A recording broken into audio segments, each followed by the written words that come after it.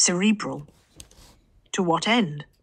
She creeps closer and he steps away again, not fleeing her, but following that unseen web of his own invention. To any end? To no end.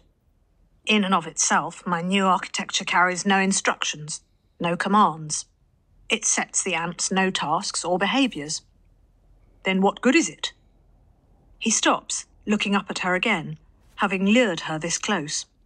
It can do anything. A secondary architecture can be distributed to the colony to work within the primary. And another, and another. A colony could be given a new task instantly, and its members would change with the speed of the scent as it passes from ant to ant. Different castes could be made receptive to different instructions, allowing the colony to pursue multiple tasks all at once. A single colony could follow sequences of separate tasks without the need for lengthy reconditioning. Once my base architecture is in place, every colony can be reconfigured for every new task, as often as needed. The efficiency of mechanical tasks would increase tenfold. Our ability to undertake calculations would increase at least 100-fold, perhaps 1,000-fold, depending on the economy of the secondary architecture. Portia has stopped still, stunned. She understands enough of how her kind's organic technology works to grasp the magnitude of what he is proposing.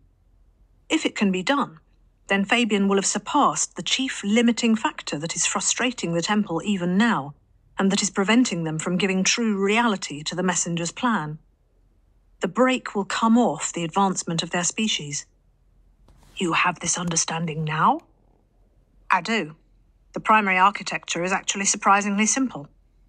Building complex things out of simple things is the basis of the idea. It's like building a web. I also have a system for constructing any secondary architecture fit for any task required. It is like a language, a concise, mathematical language. He stalks forwards a few steps, as if teasing her.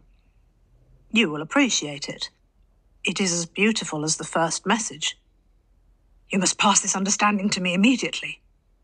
For a moment, Portia feels the strong desire to mate with him, to take his genetic material into herself, with its newfound understanding, to set down immediately the first of the next generation who will rule the world. Perhaps she should instead have him distill his new knowledge so that she can drink it and understand it herself, rather than leave it to her offspring. But the thought seems intimidating. How will the world look when he gives her the secret of unlocking the future? He does not speak. His shuffling feet and trembling palps suggest an odd coyness. Fabian, you must pass on this understanding, she repeats. I cannot imagine how you thought risking yourself could be acceptable if you hold this knowledge. He has ventured quite close, almost within the span of her forelegs. He is a little more than half her size, weaker, slower, more fragile, and yet so valuable. So unlike the rest of my kind? It is as if he has read her mind. But I am not, or you cannot know if I am or am not. How many understandings are extinguished every day? None like yours, she tells him promptly. You can never know. That is the problem with ignorance. You can never truly know the extent of what you are ignorant about.